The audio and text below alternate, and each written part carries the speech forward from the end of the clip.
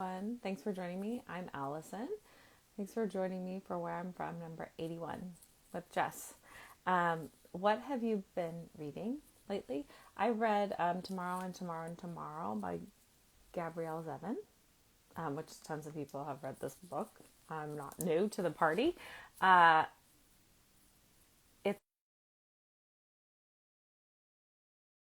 about gaming, but it's also about a lifelong friendship. And I thought the characters are like almost exactly my age. Um, and they live in Los Angeles for a big chunk of it.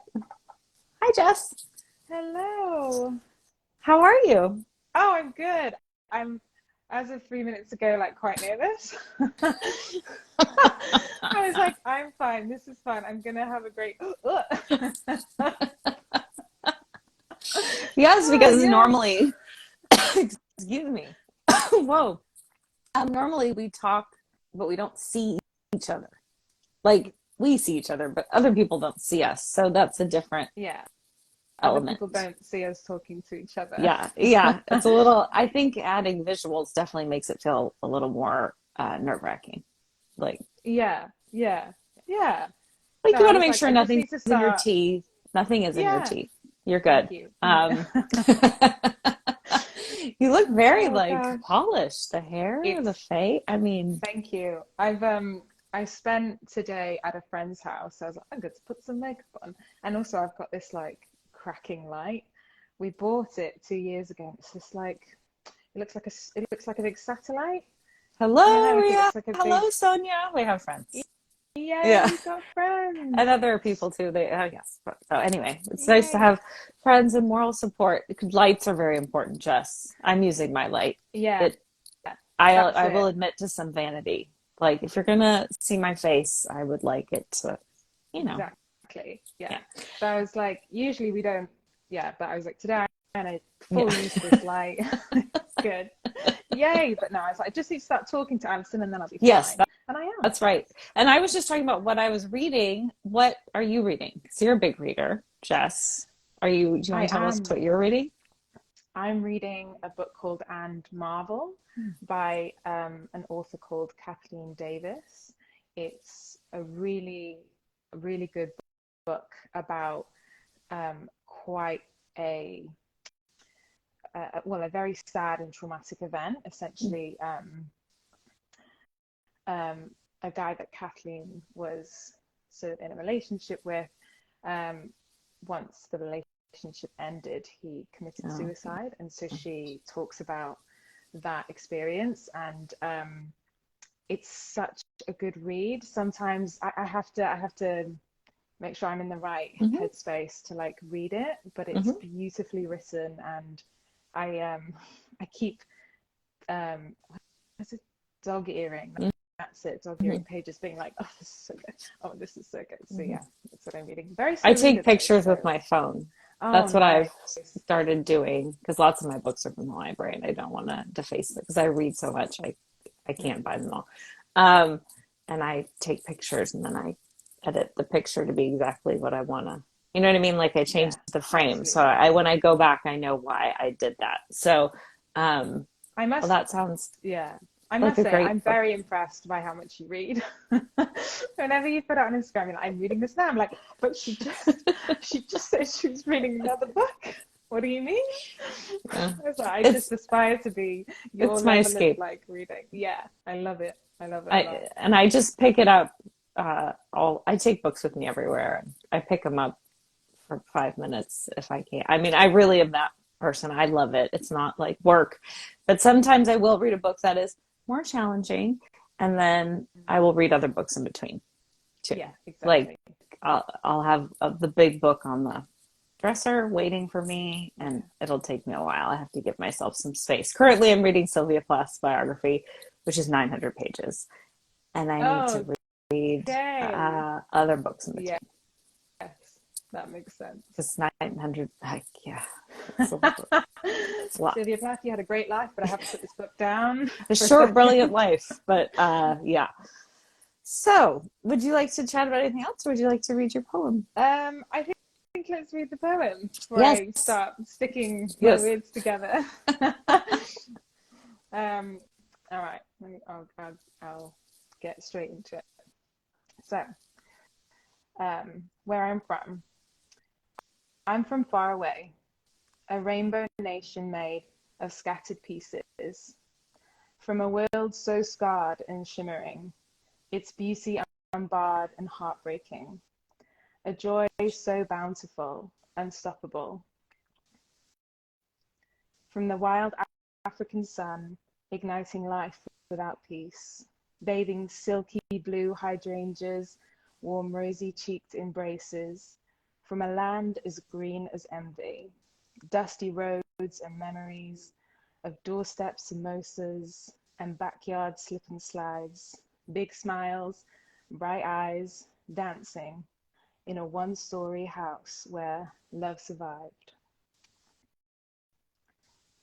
Simmering on stoves, sweet milk and cinnamon, sizzling over fire, salty burries, soft bellies, bathed in sunshine, surrounded by our complicated history. I'm from, I'm from determined curiosity, the strength to say goodbye, to find another life, on ancient land, soft yellow sand, Mr. Whippies and mushy peas, come for dinner, not tea, road trips through history, past crumbling castles and road signs short of vowels, thread by grassy thread, we wove ourselves into this place we call home. I'm from all over. My love language exists in distance, reminiscent of fond hearts finding their way, a love so stubborn, unshakable, skimming oceans and time, crossing bridges and dewy skies, existing quietly by your side, in between your day to day, like, hey, I'm still here, don't worry. I'm from pride and joy. Be anything you want to be. See everything you need to see. Then come home for tea. For canasta and crunchies. For pub lunch and TV. For belly laughs and puppy cuddles and the soft ebb of a cold sea. And so, for 10-year-old me, watching her world change, afraid, unable to see the forest for the trees, I wish I could say, you're from love. It's okay. Listen to your mother when she says, we'll never have nothing if we have each other. You did Oh, it. thank you. Yay. And you didn't And cry. I You didn't look like you were cry. I was like, just breathe, don't cry. It's hard sometimes for me Yeah. reading out loud. It's different. It's a different experience. It was beautiful. Oh, And thank you. I loved it. And I feel like so you grew up in South Africa and Wales? Is that Yes, right? Okay. that is And you're right. talking about both places here, correct? Exactly. Yeah. So, yeah, yeah. So we start in South Africa, and I see it very much like um, I try to find a word that is not juxtaposition because don't I don't love that word, but there's so many competing elements of South Africa because Mhm. it's so beautiful and there are so many parts of the culture that are stunning. Like there's so much like hospitality, and the food is incredible, and the place is beautiful, Mhm. but it is just plagued by by hatred Mhm. and corruption and poverty and injustice and all of these massive things. But then you go there and people are still so kind Mhm. and smiling and there's so much joy. It's it's it's really hard to for me to wrap my head around every time I go there. So yeah, so that's South Africa in a nutshell, which is what I was trying to emulate my poem. I thought you did. I mean, I felt like I got a sense of it. I have not ever been to Africa, but I have a relative who's married to a South African woman who will sing the praises of it. You know, I mean, and I've met her whole family, and I know a lot of people have visited and that it's beautiful, but like you say, and if you read literature from South Africa too, it'll tell you story. I mean, it'll bring home the its history, and complicated is an understatement. Obviously, incredibly racist, and Yeah. but I mean, that's everywhere. Yeah. I think we all like to pretend it's only certain places, but Yeah. it's everywhere. Um, Exactly. so I thought I felt the beauty and the how you can't just say it's beautiful. It's a lot more than that. But I feel that way about being from here too. You know, Yeah. I mean, Yeah. That's so true. It's like a lot of places, and I think it's so much more apparent to me because I yeah, left when I yeah. was just about to turn 6, and I had the Mm. absolute pleasure of growing up in Wales. And I wanted this poem to be joyful. Like the first time I wrote this poem, I was I was obviously in a bit of an emotional place because I wrote it and I looked at it and I was like, that's just such a sad poem. And then I went back to it and I was like, I really want to put some joy into Mm-hmm. this poem because I had such a joyful upbringing. Mm. So I tried to put some joy into both my memories of South Africa. Um, and when I was in South Africa, I lived with my mum, my Oma, and my Opa, so my gran and my granddad, um, and my dad. We all lived in the same house. Mm. And then in Wales, again, I lived with so much family: my mum, my dad, my Oma, and then at one point I was living with my 2 uncles at the same time. Like there was just so many people there. So I was like, I just want to put some joy into this as well, you know? Yeah, There was joy. You did it. So were the road signs with lots of consonants? Is that Welsh or Afrikaans? that's Okay. Welsh. And I could see Because I figured it could be either. I know it could be. But the first time you go to Wales, you'll be like, what is that? What does that sign say? And that was basically my family. So like we arrived in Wales, and I remember very clearly. My mum, we would go on these road trips just around Pembrokeshire, where I grew up, because we just wanted to like Mm-hmm. explore. And there was a place called Narberth, and then on the roadside it said Narberth, and then it said Arbeth. And my mum spent one whole month looking for Arbeth, and it was just the Welsh name Right. for Narberth. And that Right. happened to us so many times. But a lot of the road signs are just like, there should be more vowels, I'm sure, but it's not, it's the Welsh language. Mm-hmm. So yeah, and growing up in Pembrokeshire was beautiful. It was, yeah, I really wanted to like put that in there. You did. And the cold ocean and the contrast of those two. I Yeah. mean, that must have been quite an adjustment. Had your family lived in South Africa for a while and then you came to Wales, or were you Welsh, went to South Africa, came back to Wales? My dad's dad was born in Wales, Mm. but apart from that, that's the only link. So like the Mm. majority of my family had lived in Wales. I mean, lived in South South Africa Africa. for years and years and years. And the majority of my family still live in South Africa. So Mm. it's my mum, um, my dad, a couple of like an uncle and an aunt, and then the rest of them, aunts and uncles and cousins, they're all in South Africa. So Oh.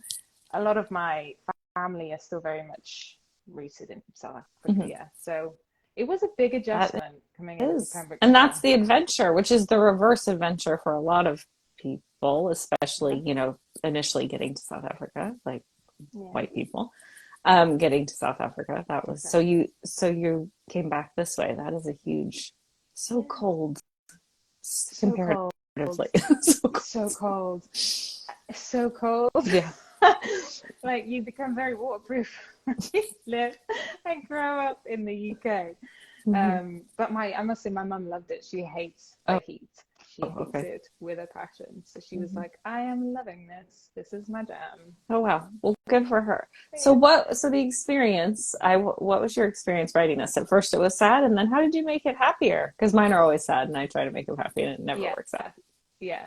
So at first I was like, oh my gosh, I'm doing this poem in a week. And I have not, I've written down ideas, but I have not written Mm-hmm. anything. So I was like, first I've got to I find it tricky to get into that, because talking about where you're from in a poem, you have to get into a real specific headspace, like creative headspace, where you've got to like, I had to like put on some music, some ballads or sad music, and just like think.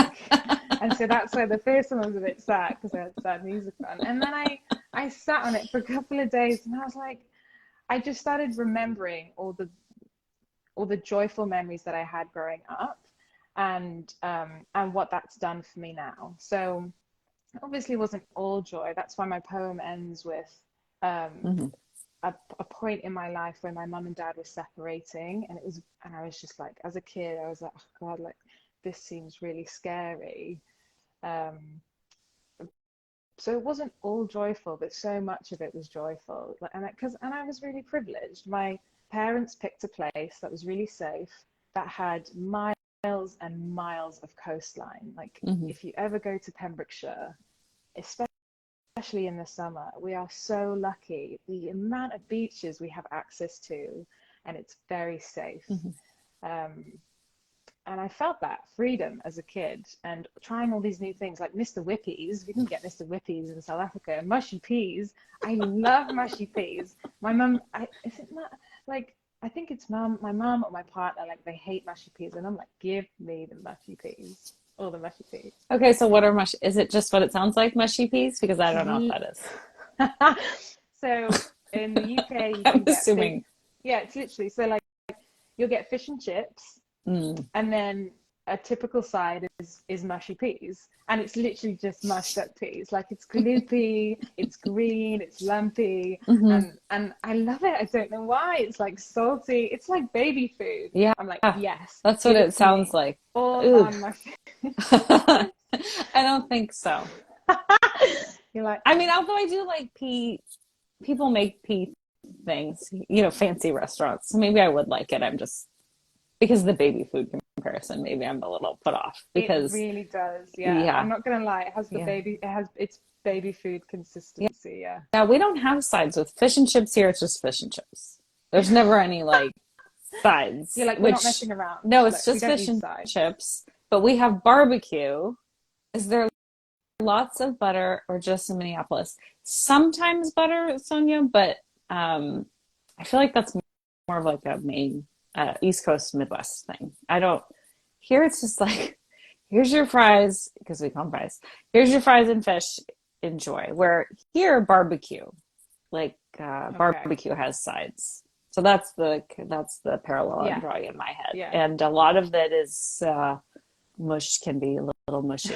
So I don't know what it is. I just love, because it sits there all day. I love the texture. I think it kind of sits there all day, so it can't be something that needs to be like perfectly fresh for they just do like a scoop and like drop it on your plate, egg salad, or not egg salad, potato salad, coleslaw.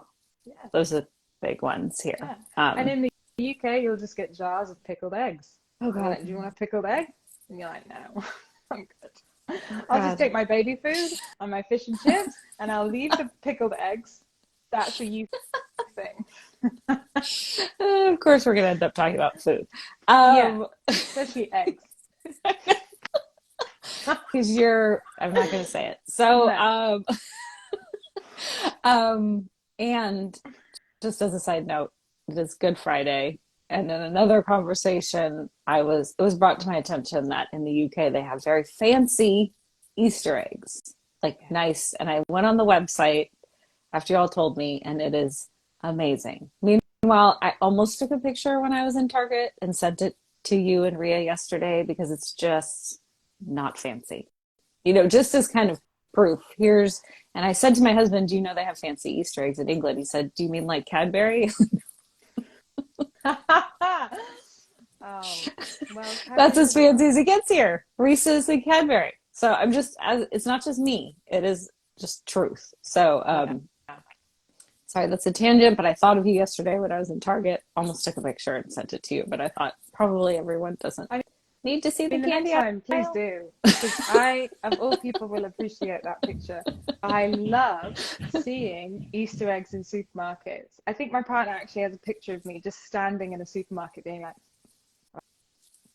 oh, these Easter eggs, because they look so exciting. They're Hmm. massive.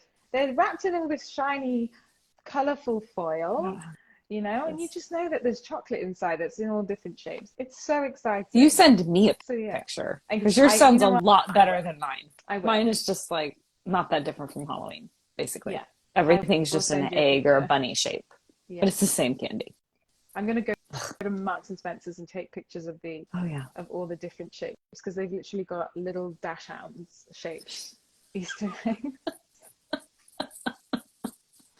that's adorable. Yeah. So is anything else about your experience? I'm not going to talk about food the whole time, No. although that would be a fun, just special episode where people tell me about where they're from and the food. It usually works its way into the Mm. poem because there is a prompt about brands, and mine was food, and oftentimes people do talk about food. And I always love it. I love hearing about regional food. And also, I feel like food is just inherently a part of who you of your upbringing, right? Mm-hmm. And food is, if I want to learn something about someone, I'll ask them about the food that they had as a kid or the food that Mm-hmm. they like now. Or if I go to a different country with a different culture, I learn their culture through their food. So if I like meet someone who lives there, I'll ask them to tell me about the food that they love. Food is a great way to get to know someone and also a culture. So I'm not surprised that it slips its way in. Like many of my memories growing up are based on food, and Mm-hmm. that's why a lot of that food is in the poem. Um, but I think the only other thing that I would say is um, there is one part of my poem that is about, so I talk about where I'm from and then I talk about what it's done for my relationships because I um because I grew up because I'm from I have people who I love in South Africa and I have people who I love in Wales and I currently live in England. I also have people who I love in Australia and I have people, I have people who I love all over the place. And so where I'm from is also something that's made me a person who is very good at loving people from a distance, if that makes sense, from like far away. Mm-hmm. Um, and I wanted the poem to capture that because I felt like that was a very that that felt like a very real immediate thing that happened as a result of where I'm from. Um, and I wanted it to be because there are literally people in all different countries who that little paragraph will relate to. Like, um, I love them from a distance. I'll see them now and then. We don't have to speak all the time. That's not what our relationship is about. Our relationship is about knowing that we're there for each other. We don't need to talk to each other all the time. But when we do, it's the same. So it's like all my girls, and I can see some of them joining this chat. Hello, I love you. Um, like the girls that I grew up with in Pembrokeshire, like we might not chat for 6 months and then we see each other, it's exactly the same. So like part of my poem is about that. So yeah, I just wanted to like mention that because I thought we talked about all the other lovely bits of my poem, but that I think was something that um, was less about my memories and more about what my journey Mm-hmm. has done for my relationships, I guess, if that makes sense. Mm-hmm. Oh, it totally makes sense. And I think that speaks to a lot of literature and people's experiences who live in two different countries or very far, even here sometimes. Like this is a big place. So if you live one place and then on the complete opposite side, you won't tell any embarrassing stories. You can. It would Jasmine, take a lot don't of you typing dare. though. A lot of really fast typing. Um, but I think it's obviously in different degrees, but I certainly can relate to that feeling of, I mean, because I went to university in Chicago and I live in Los Angeles and I've lived other places and I I mean, I don't see people for years, especially I'm much older than you, Jess. And so these things, especially once you get married and have kids, like your mobility for many of us changes because we don't have as much time and money to spend Yeah. seeing our friends or doing those kinds of things. And so I actually saw one of my college roommates last year for the first time in a long, like longer. We saw each other on like layovers a couple times, but it had been a long time. And it was that same kind of, it was just the best. It was just such a wonderful, like, we just see each other, you know, and and have known each other for such a long, like, this hasn't happened to you yet, but parents die and Yeah. things happen, and the people in your life who knew them, there's a lot less of them, you know? Yeah. It's like we knew each other, we've known each other since we were 18 years old, a long time.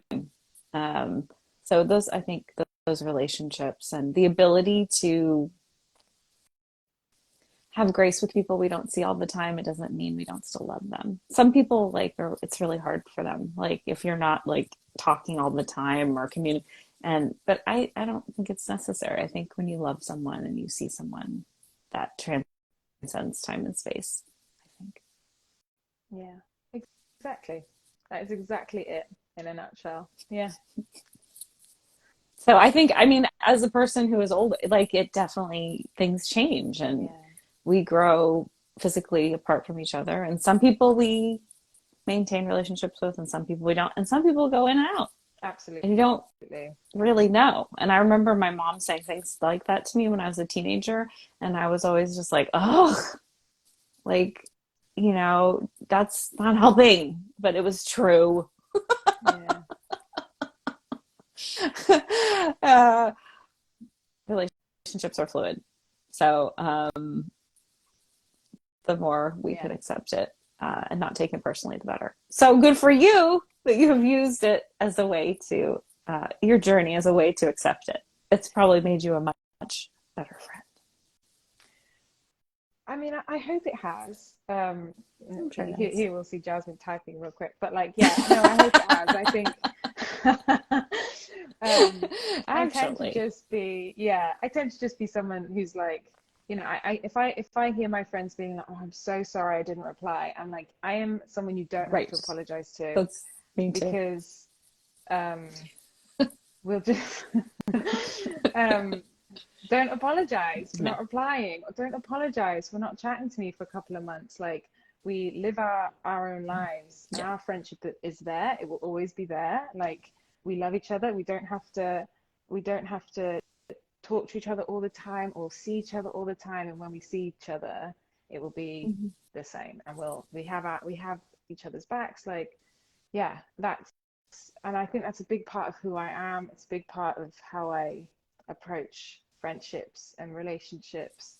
Um, and that I learned that from a young, I learned that from a young age, because all of a sudden half my family was the other side of the world, Yeah. and I would see them once every 2 or 3 years, and I just had to Yeah. learn how to love them from far away.